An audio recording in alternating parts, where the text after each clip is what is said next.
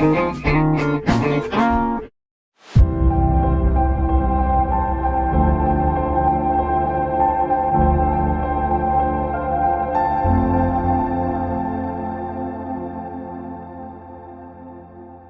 depuis quelques années, on travaille avec la restauration collective, donc des cantines scolaires, des EHPAD, d'autres types d'établissements professionnels, privés, donc une multitude d'établissements dans la restauration collective.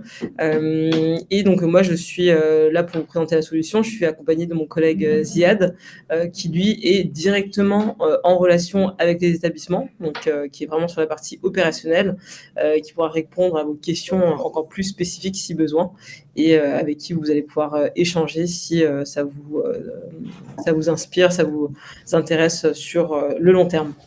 Alors, je vais partager mon écran. Vous allez m'indiquer si vous le voyez bien. Hop. Ouais, tout est bon. Oui. Ok, super. Donc, avant de commencer, l'idée, c'était de vous remettre un peu en contexte pourquoi on a créé l'application Too Good To Go. Dans un premier temps, c'est vraiment pour lutter contre le gaspillage alimentaire, car on sait que 40% de la nourriture qui est produite dans le monde termine à la poubelle. On sait que ça a un impact à 3 niveaux. L'impact environnemental, parce que ça engendre des émissions de gaz à effet de serre qui sont responsables à 10% des émissions globales au niveau mondial. On sait que c'est un impact social parce qu'on a plus de 2,5 millions de tonnes de nourriture qui sont jetées tous les ans et qu'en parallèle, on a 828 millions de personnes qui sont en situation de précarité alimentaire. Et l'autre volet, c'est la partie économique, parce que toute cette nourriture qui est gaspillée, ça a un coût, donc, qui est estimé à 1200 milliards d'euros chaque année. Et donc, pour lutter contre ce problème-là, on a créé une application il y a 8 ans qui met en relation des commerçants, donc des établissements qui ont des pertes, avec des utilisateurs. Maintenant, en France, c'est à peu près 16 millions d'utilisateurs et 47 000 commerçants. Quand on regarde sur la partie restauration collective, on est à plus de 350 établissements qui sont partenaires, donc qui utilisent l'application quotidiennement. Et donc, on met en relation avec ces 16 millions d'utilisateurs. Donc, c'est quasiment un Français sur 5 qui a déjà téléchargé l'application et qui l'a dans sa poche. Pourquoi on a réussi à embarquer autant de monde? C'est aussi parce que, donc, comme je dis au début, ça permet de réduire l'impact CO2 des activités de la restauration au sein de l'établissement. Ça permet de fidéliser des clients qui ne connaissaient pas l'établissement, qui ne connaissaient pas la cantine et qui ne savaient pas exactement ce qui se passait à l'intérieur. Ça permet aussi de réduire les pertes financières et en général de récupérer au moins les coûts d'achat sur des aliments qui terminent de base à la poubelle. Et on sait maintenant que ça permet aussi de réduire les frais de collecte de biodéchets, qui est un gros sujet actuellement. Les autres aspects positifs, c'est que ça permet de réduire l'insécurité alimentaire, donc permettre aux concitoyens qui souvent sont en situation de précarité de bénéficier d'un repas de qualité, donc d'un bon repas avec des bons aliments à un prix réduit. Donc c'est des choses qu'ils n'auraient peut-être pas pu avoir accès normalement. Et ça permet également de renforcer votre image d'acteur engagé, donc de renforcer la politique RSE de la mairie sur la partie gaspillage alimentaire ou de l'établissement de manière plus générale, et aussi d'engager les employés qui, eux, vont faire partie du mouvement, qui, eux aussi, vont faire la collecte avec l'application. On a essayé de faire l'application la plus simple possible. On sait qu'en général, les employés ont déjà beaucoup de travail, donc l'idée, c'est de faire quelque chose de très simple pour eux, du côté de l'établissement et du côté des utilisateurs. Et après, je vais laisser mon collègue Ziad du coup rentrer un peu plus en détail et se présenter rapidement également.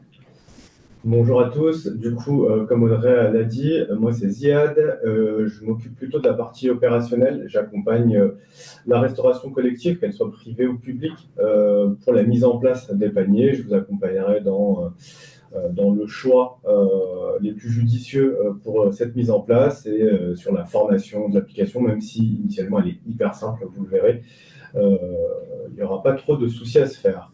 Donc, le mode opératoire est assez simple. Vous allez avoir les fameux paniers surprises à préparer, à mettre de côté en fin de service.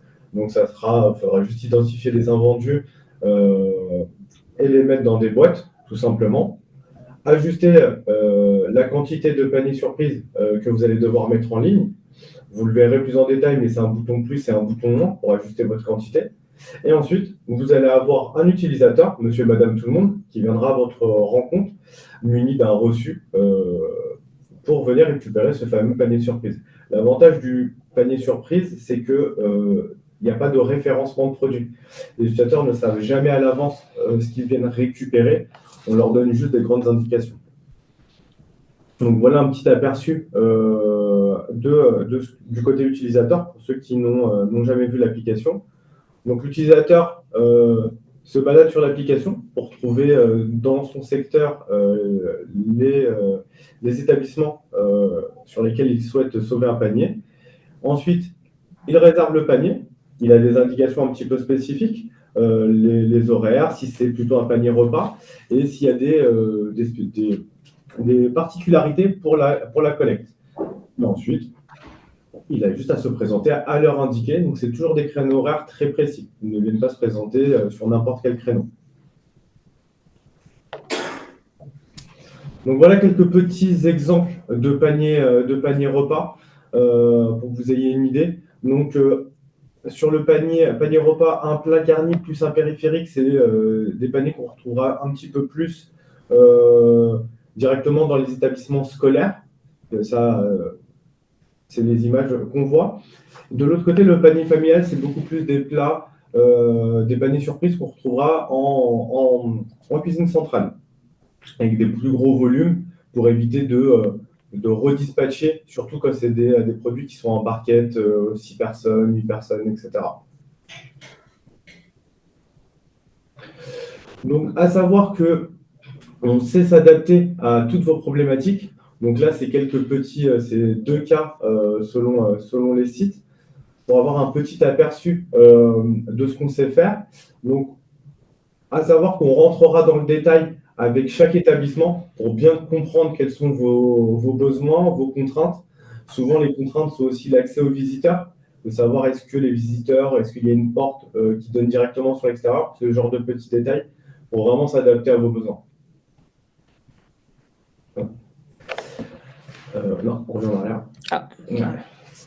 Les gros enjeux, je pense que tout le monde va se poser la question, c'est la sécurité alimentaire. Donc, on a coécrit un protocole de sécurité alimentaire, tout simplement pour vous accompagner et pouvoir revaloriser un maximum d'invendus. On rentrera dans le détail avec chaque établissement qui souhaite participer à l'aventure, mais à savoir qu'on sait revaloriser les denrées alimentaires qui sont restées en cellule de refroidissement ou qui vous sont livrées froid. Mais on sait également revaloriser les aliments, les denrées alimentaires qui auraient été remis en température. Donc, c'est des éléments qu'on verra ensemble dans le détail, mais à savoir qu'on sait gérer ces deux choses-là. Donc, les modalités du service, c'est assez simple. On prend en général le prix préférentiel des convives. On propose à moins 50% sur l'application. Et on précise sur l'application quel type de panier ce sera. Est-ce que c'est plutôt un panier repas, un panier complet et on rentrera après dans le détail du prix avec vous. Nous, on se rémunérera à hauteur en moyenne de 25%. C'est notre commission sur ce que l'utilisateur paye. À savoir, pour vous donner une idée, si un utilisateur paye en dessous de 4,42 €, la commission sera plus ou moins fixe de 1,09 €. Si c'est au-dessus de 4,42 €, notre commission sera de 25%. Et vous allez avoir des frais annuels de 39 €. C'est des frais administratifs qui nous permettent de vous accompagner. Cette commission et ces frais administratifs, vous ne les payez pas directement. En fait, l'établissement ne le paye pas directement de sa poche. Ça va être déduit de l'argent que vous allez générer sur l'ensemble de l'année, tout simplement. Et ensuite, on vous fera des versements directement sur le compte bancaire de l'établissement avec des relevés, des récapitulatifs de l'argent que vous avez généré, du nombre de paniers que vous avez fait. Exactement. Et petite chose à savoir aussi, c'est qu'on a beaucoup la question de la part d'établissement. On peut fournir des contenants. En fait, on va s'adapter. Hein, bien sûr, on essaie toujours de choisir la solution la plus écologique possible. Donc, certains établissements décident d'autoriser des utilisateurs à venir avec leurs propres contenants. Et dans ce cas-là, le chef de cuisine ou de restauration récupère le contenant, le remplit puis il le redonne à l'utilisateur. On sait que ça, en termes de logistique, c'est pas forcément le plus simple. Donc, de temps en temps, les établissements, ils utilisent leurs propres contenants, mais on peut également fournir des contenants qui sont biosourcés, et dans ce cas-là, le prix sera directement intégré dans le prix du panier. Donc, on a la possibilité vraiment de s'adapter aux équipes, aux besoins de chaque établissement. Donc là, c'était une présentation assez rapide, mais l'idée aussi, c'est de pouvoir répondre à vos questions. Donc maintenant, on va prendre quelques minutes. Si vous avez des questions, des interrogations ou des choses qui n'étaient peut-être pas très claires, n'hésitez pas à nous le dire maintenant. Alors, moi, j'avais une question. Vous expliquiez que c'était possible de proposer votre service pour la restauration collective publique. Or, la restauration collective publique, notamment en cours élémentaire, est gérée par les collectivités, ce qui signifie qu'on est sur de la compta publique.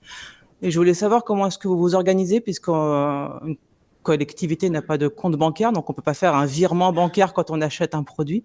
Ouais, je voulais savoir comment ça se gérait financièrement. Alors, juste pour clarifier, l'application, elle est gratuite et il n'y aura jamais de virement du compte de la collectivité au nôtre. En fait, ça va être vraiment l'inverse. Grâce à l'application, la collectivité va récupérer de l'argent sur des pertes. Donc, en fait, à chaque fois qu'un panier est sauvé sur l'application, l'utilisateur va payer. Nous, on va juste récupérer notre commission et le reste sera envoyé à l'établissement. Donc, en fait, il n'y a jamais d'échange d'argent de votre compte au nôtre. C'est toujours l'inverse. En fait, on va vous faire des virements trimestriels sur ce qu'on vous doit. Et après, on valide bien sûr en amont avec chaque collectivité. Donc, on travaille déjà avec beaucoup de mairies, celles d'Auxerre, d'Angers, de Saint-Malo, de Cannes. Et du coup, on valide bien sûr les conditions d'utilisation en amont ensemble. Et après, une fois que c'est validé, ils peuvent se lancer. À savoir qu'il n'y a pas d'engagement sur l'application, donc il n'y a pas de contrat signé pour plusieurs années. En fait, l'application, elle est vraiment sans engagement. Donc, ils décident de faire le test et si ça se passe bien, ils continuent. Mais du coup, c'est pour ça aussi que c'est aussi simple de mise en place. Mais après, ça pose pas de problème le fait de virer de l'argent à des collectivités? Parce qu'a priori, c'est la question. Oui. Alors, on a parlé dans le micro trop près, je pense. On n'a pas compris la. Donc, les collectivités qui adhèrent, parce que s'il y a des intercommunalités ou des mairies qui adhèrent à la solution de Too Good To Go, comment elles font pour récupérer l'argent? Parce qu'en fait, les collectivités n'ont pas de compte bancaire, on est régi par le Trésor public. Donc du coup, est-ce que c'est des titres de recettes? Est-ce qu'il faut comment ça fonctionne? Ça, c'est une bonne question et si vous voulez, on la posera directement avec les collectivités avec lesquelles on travaille parce qu'elles récupèrent tout l'argent, sans aucun. Elle renseigne tout des coordonnées bancaires sur l'application. J'ai par exemple la ville de Lillebonne sous les yeux et elle a renseigné des coordonnées bancaires. Je pense qu'elle doit voir ça avec le service comptabilité de la mairie. Pareil, la mairie de Toulouse avec qui on a échangé cette semaine, qui travaille avec nous depuis plusieurs années, pareil, ils récupèrent directement l'argent. Il faudrait on va leur poser la question quel service, parce que ils ont de toute façon un service achat qui, eux, font qui sourcent les produits et qui du coup sont en charge de cette partie-là. Donc il faudrait qu'on vérifie avec eux quel service également, parce qu'en fait, c'est vrai que nous, on vérifie pas quelles sont les coordonnées bancaires. Enfin, c'est comme quand on signe avec un commerçant, on va dire le boulanger à côté. On lui fait confiance quand il rentre ses coordonnées bancaires. On vérifie pas de notre côté-là, mais c'est sûr que chaque collectivité a un compte bancaire qui reçoit l'argent.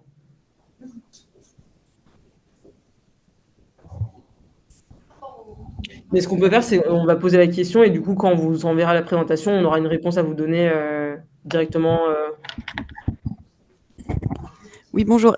Côté utilisateur, moi, je me demandais l'histoire des paniers surprises pour les personnes qui ont des intolérances. Comment ça peut être... Enfin, moi, je me mets de l'autre côté, en fait. Parce que surprise, c'est bien, mais bon, ça peut être moins sympa pour des gens qui ont des allergies, par exemple.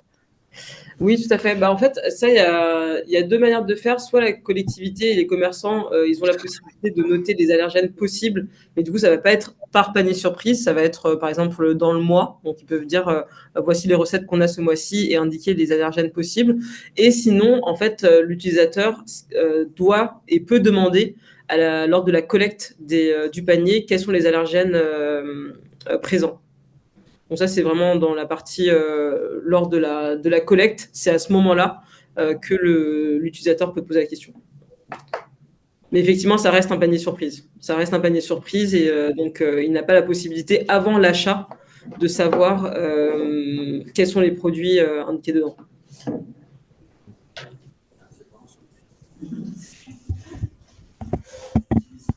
D'autres questions?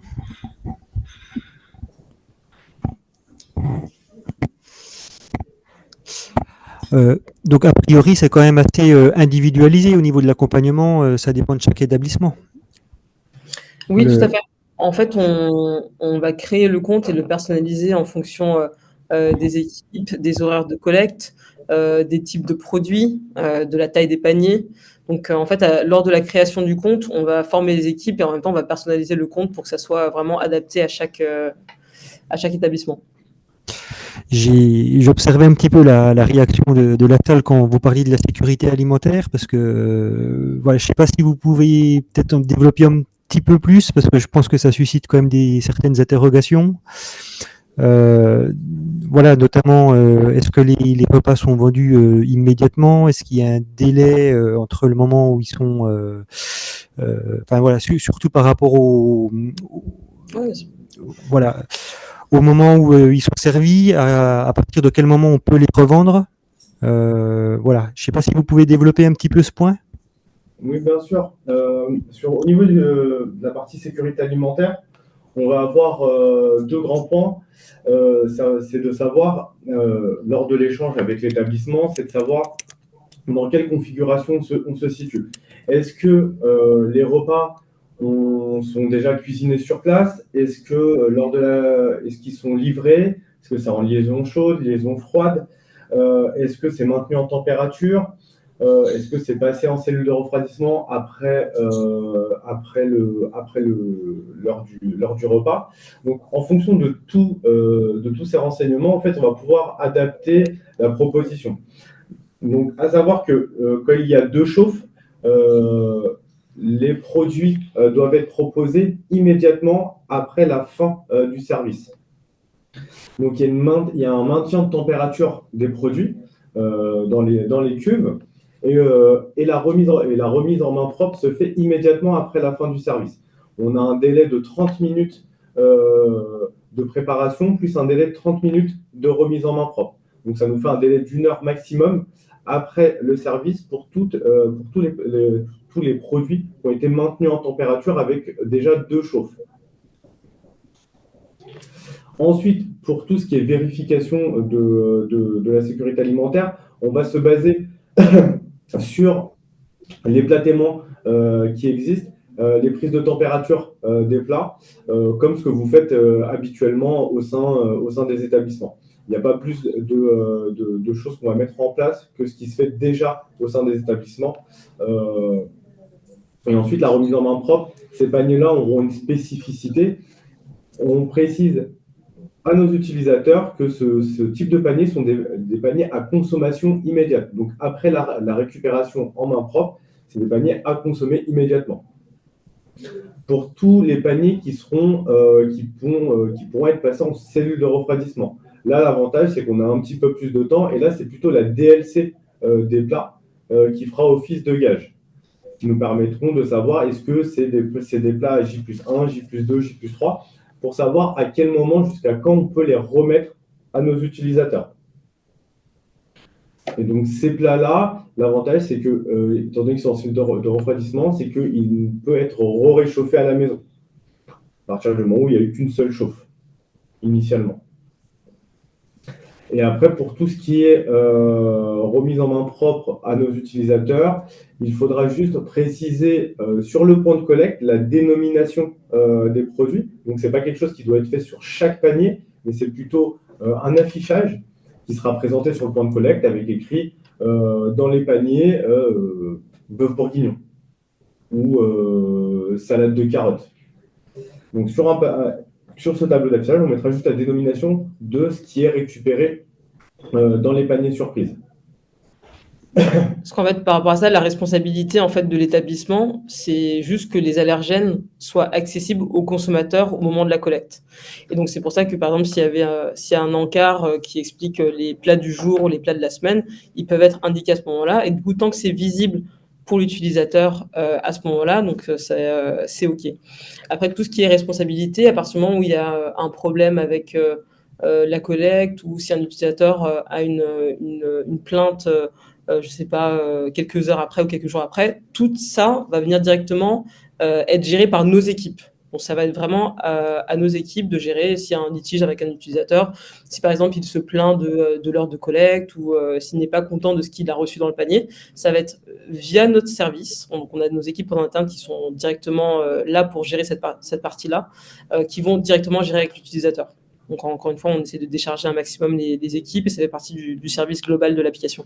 Étant donné qu'on est un intermédiaire entre vous et l'utilisateur passe par nous pour éventuellement toute réclamation, quelle qu'elle soit.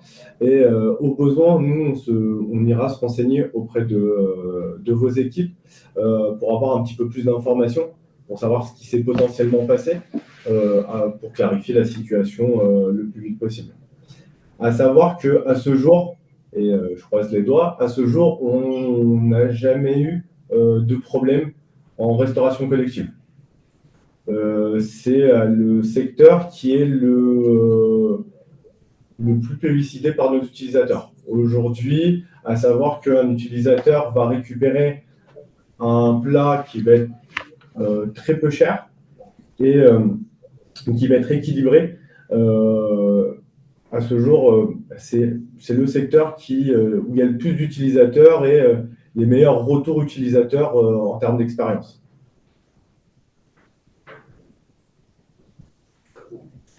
Je ne sais pas si ça répond à votre question. Vous pouvez reformuler. Après, pour nous, en fait, on est aussi local, en fait. Et donc, du coup, déjà, on a des gens, le personnel, on a déjà flux tendu. Notre personnel est formé pour faire du service et il faut faire de préparation, donc il faut les reformer après sur toutes les normes, sur les compétences, etc. Donc, ça une collectivité pour une rentabilité qui est moindre, en fait.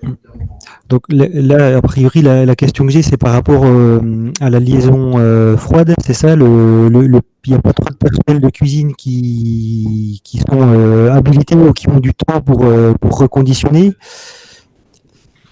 Donc c'est bien ça la question, ouais. Parce que nous, on a vu, c'est un restaurant, c'est un traiteur qui nous prépare, les filles, elle prépare juste les ramecades, oui. de carottes, etc. Voilà. Donc...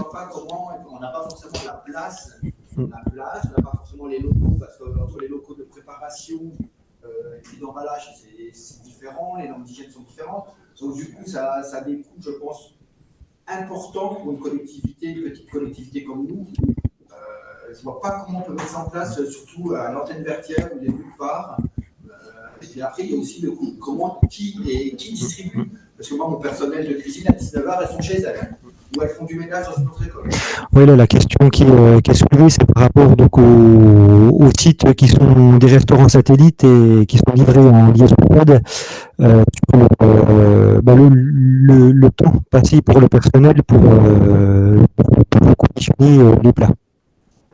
Ok, désolé, on n'entend pas très bien, mais si j'ai bien compris, c'est déjà il y a une problématique par rapport au personnel de savoir si elles auront le temps pour concrètement faire les paniers. Donc première problématique. Et la deuxième, je n'ai pas très bien compris, mais c'était par rapport au conditionnement, c'est ça? Oui, c'est ça, c'est le temps que peut passer le personnel à conditionner à faire les paniers. Voilà. Ok, c'est vrai que ça, c'est deux points qui sont importants et sur lesquels nous, on va pouvoir vous donner des billes par rapport à comment ça se passe dans d'autres établissements. Mais après, ça reste un projet à mener au sein de l'établissement et réussir à engager vos équipes, que ça soit en les motivant autour du projet de lutter contre le gaspillage alimentaire ou voilà, une manière de les engager. Parce que concrètement, bien sûr, nous, on a essayé de faire l'application la plus simple possible qui ne devrait pas leur prendre plus de 5 minutes par jour, mais ça reste 5 minutes qu'ils vont devoir ajouter à leur temps de travail. Donc, Nous, on va vous donner tous les outils pour que ça se passe bien et on va pouvoir vous donner des exemples de collectivités ou d'établissements qui fonctionnent exactement comme vous. Mais après, c'est vrai qu'il y aura toujours un parti engagement des employés, leur expliquer comment ça peut bien se passer. Il y a toujours une phase de test également. C'est aussi pour ça qu'on est sans engagement. C'est qu'on peut du coup faire un point dédié avec vous pendant une demi-heure, comprendre comment vous fonctionnez, faire un point avec vos équipes, faire un test sur un mois, faire des ajustements, voir si ça marche. Mais nous, on ne va pas pouvoir aller malheureusement plus loin que ça. Il va falloir bien sûr engager vos équipes autour de ce projet-là et c'est réussir à trouver un fonctionnement qui ne leur prend pas trop de temps. En tout cas, l'application, elle est très simple. Donc, l'idée, c'est pas de leur rajouter du travail. Mais effectivement, nous, il y a une limite aussi à ce qu'on peut faire en interne. Du coup, il y a l'heure qui défile. On va devoir clore la séance. Est-ce que vous avez éventuellement des coordonnées à transmettre aux gens qui souhaiteraient vous recontacter pour avoir plus de précisions? Oui, bien sûr, avec plaisir. Ce qu'on va faire, c'est qu'on va vous envoyer la présentation. Dedans, il y a nos coordonnées. Si vous avez des doutes ou juste des interrogations, l'idée, c'était vraiment une présentation assez globale, mais c'est de prendre 15 minutes dans les prochains jours, les prochaines semaines, pour vraiment comprendre comment vous fonctionnez en interne et qu'on essaie du coup de vous donner des exemples d'établissements similaires aux vôtres et qu'on puisse réfléchir sur le long terme, à savoir que toutes les collectivités avec lesquelles on travaille, ça ne s'est pas fait en 2 jours, hein, c'est souvent, ça prend plusieurs mois, plusieurs semaines pour le mettre en place. Du coup, c'est des projets sur lesquels on travaille ensemble. Donc, merci beaucoup d'avoir pris le temps. Merci pour vos questions. J'espère qu'on a réussi à y répondre. Et dans tous les cas, si vous en avez d'autres, on est là pour prendre un peu plus de temps avec vous dans les prochains jours. Ok, merci Audrey, merci Ziad. Super. Merci beaucoup. Passez une très bonne journée. À bientôt.